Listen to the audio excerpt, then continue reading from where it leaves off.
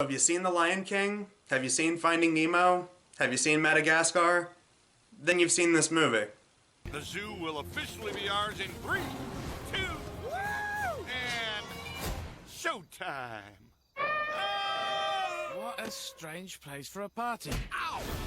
When one of their own is taken away. Dad! Ryan! Help me! Ryan! No! We've got to find my son. Okay. Here I come! Who put that bar there? 5 friends will take on a mission. Do I look trashy in this? By land. Run! We are going to die! By air. Bet you didn't know I could ride geese, did you? Bareback. By sea. Help! Help! Help! Help! Oh dear. Anyone got any eucalyptus wipes? And discover Who are you guys? We're covert agents. Oh! You're the worst covert agent ever. Ow! what a jungle the city can be. Everybody, stay calm. You and your crew here are a little far from your burrow. Far from your burrow! Walt Disney Pictures presents I got Ryan's scent. Ryan! Doesn't anyone knock anymore? The Wild. Now before we start, I just want to get this out of the way that no, I don't hate Disney personally. Like, if we ever make jokes about Disney on this channel, it's just a joke, alright? I'm friends with plenty of people who like certain Disney movies that I don't really like, and vice versa. They know that I'm not really into them, but we respect each other's opinions, and I just want it to be known that I don't look down on anyone just because they like certain movies or whatever. Just because we joke about Disney on this channel doesn't mean that we hate them or people that like them. It's all in good fun. I mean, shit, compared to some of the other stuff that we joke about on this channel, I don't even think Disney's in like the top 5 of off-limits things we joke about here. I was tempted to talk about 4 different movies.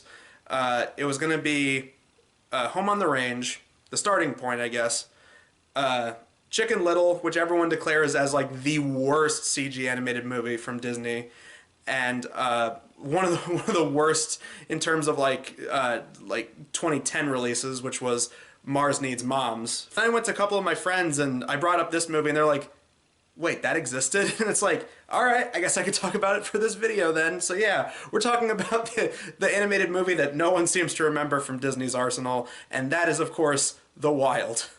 When zoo-dwelling lion cub Ryan wanders off and accidentally gets shipped to Africa where animals are being released into the wild, his father Samson rounds up some animal friends and embarks on a journey to rescue his son. Their rescue mission is fraught with danger, both from natural phenomena like volcanoes and from animals, and as they continue their search for the missing cub, they rediscover their long dormant survival instincts.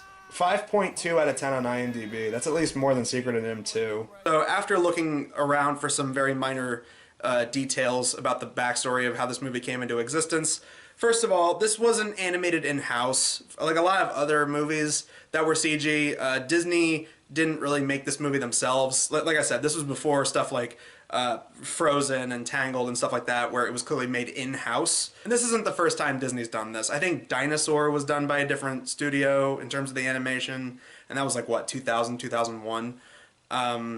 There was a movie from 2005 called Valiant that wasn't done in-house. So this was like one of those times where Disney just went to another studio and was like, hey, can you help with the animation? But the animation in this movie is so bizarre to look at. It's this weird, uncanny valley of, like, the CG looks kind of realistic, but the characters don't look like straight-up CG models of actual things. Like, nowadays, CG, you can actually replicate things to look realistic enough. Say what you want about the movie, but in Lion King 2019, they actually look like real animals. Here, it's like they look realistic enough to not look totally cartoony, but they look just fake enough for you to be like, that doesn't look right. It's kind of like the bears in the Country Bears movie. It's like that weird in-between where it's like, okay, it doesn't look like a cartoon per se, but it doesn't look real either. So I guess you could argue it's more distracting in that because that's a live-action movie, but this one doesn't even have the ironic entertainment factor of the Country Bears. The other thing about the backstory of this movie, just like Ants vs. Bugs Life and like Finding Nemo versus Shark Tale. This is one of those things where DreamWorks and Disney were copying each other's homework and trying to get a movie out to the public before the other studio could. In this case, DreamWorks actually beat them to the punch this time, and they released Madagascar first, and Disney put this out, I think maybe a year after Madagascar. I think that was 2005 or two. The point is, Disney was late to the party, and they released The Wild after Madagascar. And the Madagascar movies aren't masterpieces or anything.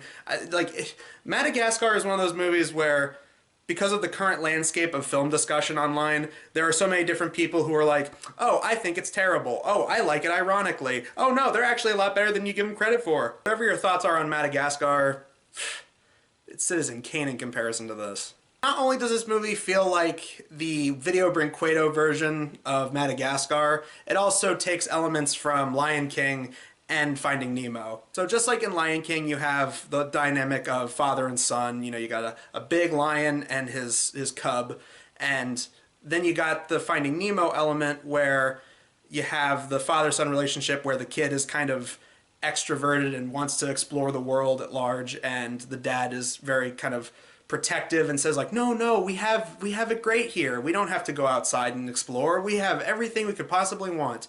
And then eventually they have a fight, and then the son ends up wandering off and then ends up getting separated from the father, and the father goes on this big extravagant journey with some friends to try and save his son. And the Madagascar element is basically the rest of the movie, because the general plot is about New York zoo animals that leave the zoo and then they end up on some island like near Africa, and they don't say it's Madagascar, but I mean, even the shot when they first land the boat and there's that zoom out where you see the trees and all that on the beach, it really is like that shot in the first Madagascar where it's like, where exactly is here? Then they turn around and there's this big zoom out.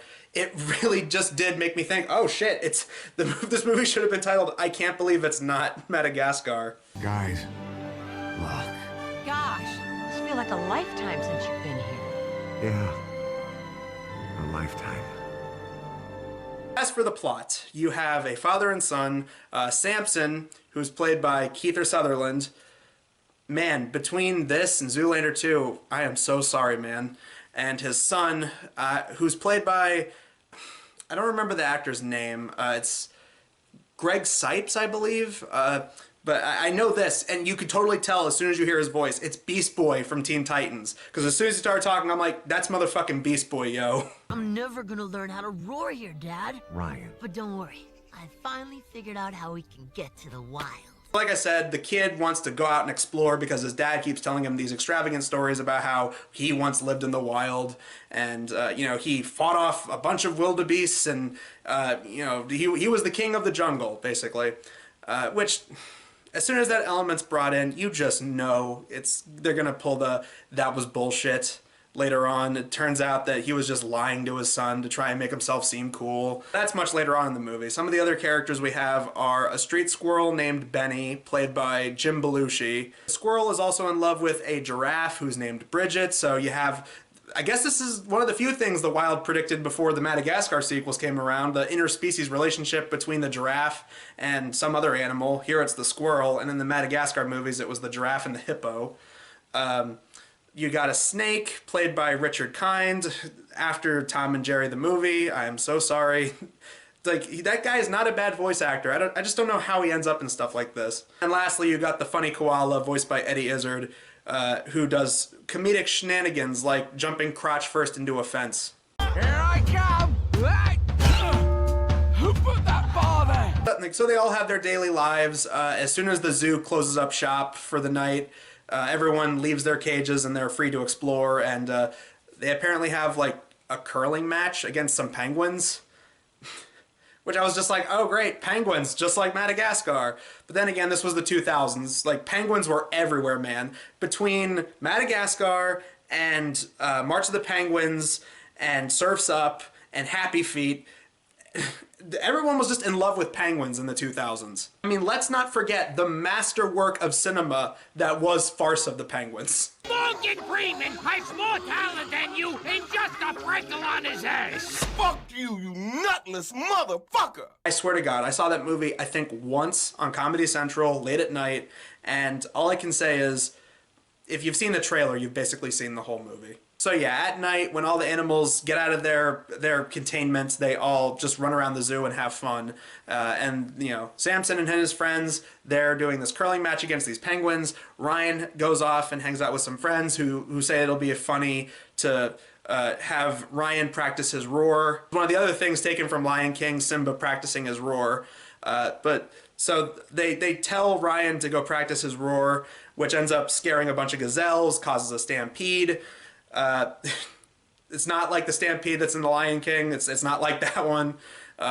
Wildebeest show up later. That's kind of something from Lion King, that wildebeests are involved. It'd be really funny if this and Madagascar started a whole like rabbit hole on the internet, kind of like Lion King and Kimba the White Lion. That would be really funny. Point is, gazelles stampede, ruin the curling game, and then we have that moment where, you know, oh, you think you can do these things, but you just can't, Nemo. I hate you. And then, you know, the father and son split off because Samson scolds his son and, you know, ends up letting it slip. It's like, what is this? All because you can't roar? You don't think you're a real lion? I'm sorry. For what? Chasing the gazelles or costing us the game? No, All you do is sit up in your tree and sulk. If you just I mean, what is it? What's the problem? Is all this because you can't roar?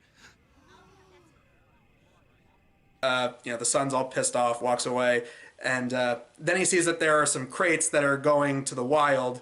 So he ends up getting in one of the crates, and, you know, the door's closed, and then he's like, wait, I changed my mind, I don't want to go. And, you know, there's that moment where father and son are separated, the truck with the crates drives off. So from that point forward, it basically becomes Samson and his zoo pals trying to look for Ryan. So they hop a trash truck, which is going during the night for some reason. I guess that's a thing in New York and in cities in general. So they get in there, and there's the obligatory scene, of course, in New York. You have to have a scene where they go to Times Square. I mean, shit, if they could do it just a couple years later in the Smurfs movie, yeah, go right ahead. And there's 3 ads that stuck out to me that were just like, wow, okay, of course. In movies, New York Times Square is basically just one big product placement. You got Coca-Cola, which is a gimme. Toys R Us, which, seeing that in 2022, yeah.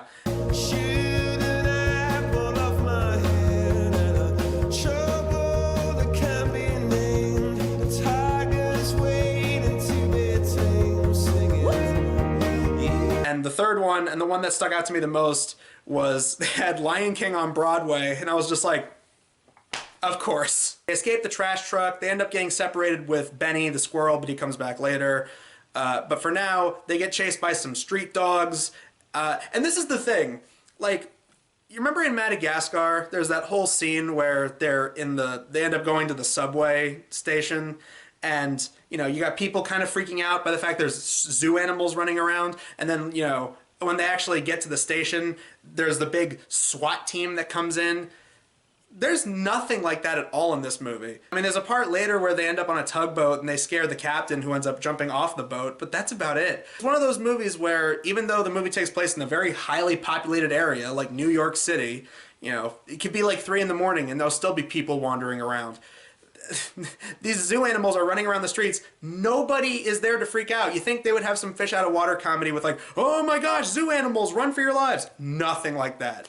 But so you got these zoo animals running from some dogs, and this is to kind of set up that Samson isn't the tough lion that he says he was. He's been domesticated his whole life. Because, yeah, the lion is scared of a bunch of street dogs. So they end up jumping down a grate, and they end up going down into the sewer, and you got these, they seem like the kind of characters who would be popular because they were put all over the trailers. You got these street talking, like, stereotypical New York Italian talking alligators. You gotta get to Battery Park. First, you take the Broadway culvert. Whoa, you send them down the Broadway culvert. Yeah, what's wrong with that? They get lost at the sewage treatment plant. Get out of What are you talking about? Seriously, that pretty much just makes up all their dialogue. They just talk with this like, yo, bada bing, hey, watch where you're walking, stepped on my friggin' toes, bozo. That's basically all. And they're useless. They're just there for one scene, and you never see them ever again. Seem like the kind of characters who only exist so they could put them in the trailer. So after that, the alligators show them how to get to some docks, and the dock is where they come across the tugboat that they end up hijacking, because the tugboat they use to follow the ship that Ryan's crate was put on. So, and obviously that boat is going to be going to Africa so that they can try and get some animals off the island, because later on it's basically established that there's a volcano that's going to go off. Just like every third episode of Gilligan's Island. Seriously, why is it like more than half the movies that are about an island have to involve a volcano going off? That's just something that just strikes me as odd. And of course, just as they end up losing sight of the ship, that's when Benny shows up riding on the back of some Canadian geese who make a formation and help them locate where the ship is going. And so they end up on the island that the volcano is eventually going to go off on. And then you just get these scenes where they come across these eccentric characters, and it just feels like they came up with funny voices and didn't really do much with it. Like, there's this one thing that's trying to use the bathroom, and it just constantly shouts. Don't bother, I'm leaving. Weird. Run for your lives, everyone. It's in line with moral issues. And I've had it with you, too! One thing I found funny about that character is the fact that it's voiced by Colin. For anyone that watches Red Letter Media, their special effects buddies from Canada, yeah, Colin is the voice of that thing. So that was kind of funny, imagining that. But yeah, and they just come across characters like that all the time. You know, you see Ryan ends up escaping his crate when they get on the island. And he comes across some hippos because one of them reminds him of his friend from the zoo. And then, you know, the mother hippo tries to crush him with her ass. Ha ha. Get away from my baby! Down, ladies! Anyone save my baby! Bye-bye. They come across some dung beetles who have like these exaggerated like Swedish, Belgian, you know, some Eastern European country. They're like, oh yeah! Stinky does not speak. It rolls like a little ball. Wait, you guys think I'm a Oh, Stinky. Let's talk more roll. And they also come across these iguanas that are able to blend in, and they kind of act like covert Men in Black agents. I'm Cloak, he's Camo. We're covert agents. Oh! Why have you been leading me around everywhere? I'm afraid that's classified. Top secret. Hush, hush. Because the wildebeest have gone mad. Oh! Cloak. What? It's not like I told them our plan is to use them to defeat Khazars. Oh! And here's basically what happens for the rest of the movie. They introduce some wildebeests. The wildebeests are the bad guys. They have this big organization where the wildebeests want to put predators at the bottom of the food chain and themselves on top. And they plan on doing this through this convoluted plan that's led by this head wildebeest, Khazar, voiced by William Shatner, of all people. Oh, and he also has a bumbling henchman played by Patrick Warburton. Because, you know, it's not like we've ever seen that before, let alone in a Disney movie. Kronk from Emperor's New Groove, hello. Slowly but surely, they capture Samson's friends, and they also look up to the koala, because apparently these wildebeests worship koala because of this stupid pull string koala toy that they set up at the beginning. And they show in a flashback why they worship these things. It's because it scared off some lions and saved a wildebeest from being eaten. So ever since then, they worship the koala as a god, basically. Oh, and that leads into, like, it's kind of a ripoff of I Like to Move It from Madagascar, even though that was obviously a real song before that movie popularized it again. But in this movie, instead of having a bunch of lemurs dancing around to pop music, you got the wildebeest doing a big choreographed dance number. I'm having a really nice day, really nice day, really nice day. I'm having a really nice day, really nice day, really nice day. Why don't you ask? I just want to add to the voice in that song doing the I'm having a, that's Eric Idle. You know, as if him being in Secret of Nim 2 in the last review we did, as if that wasn't enough. Eventually, Samson and Ryan get back together, and, you know, they eventually reveal Samson's backstory. He wasn't raised in the wild, and he wasn't king of the jungle. He was actually a circus lion who, just like Ryan in his youth, couldn't roar. I should have known. If you'd been born in the wild, you'd know how to roar. Dad.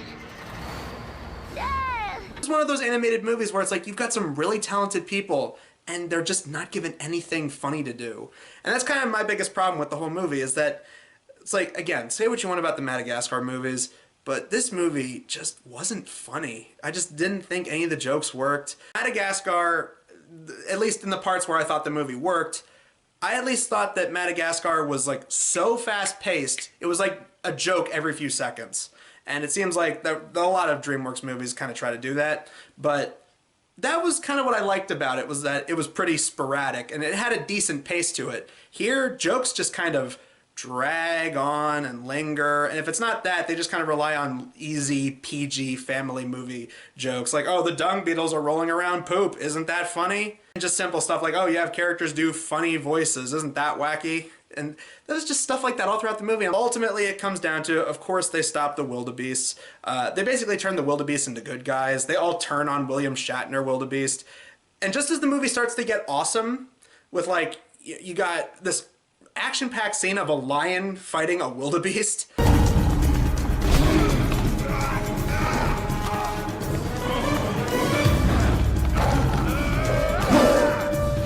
Then they try to inject some comedy into it, and it's like, oh, ruined it. Next floor, bottom of the food chain. Ding! So yeah, Ryan finally finds his roar while he saves his dad. Everybody gets out of the volcano because it's about to blow.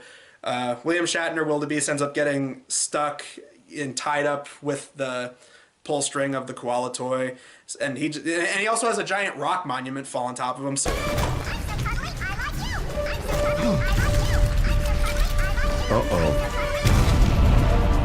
so even if the volcano wasn't going to kill him, the giant rock monument was going to.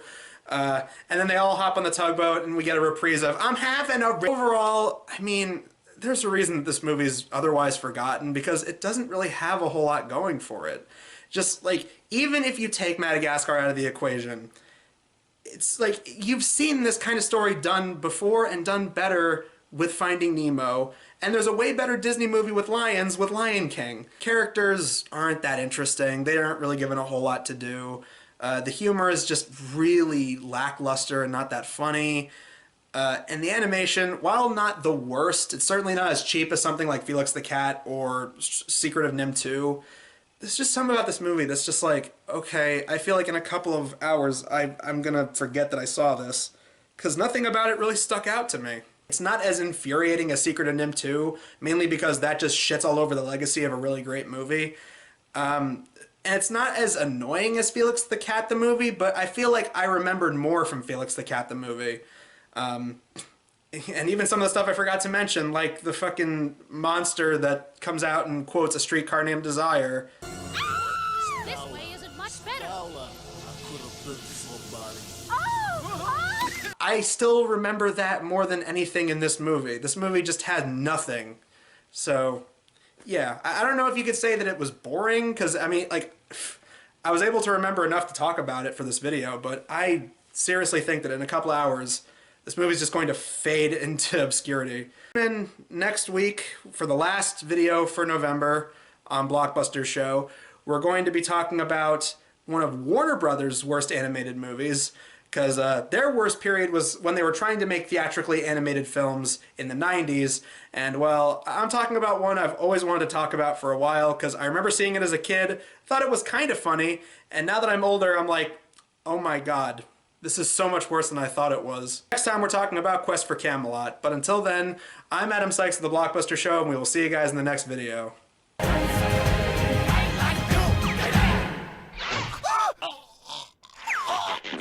What are you doing this for? What do you think, it's funny? Just get up.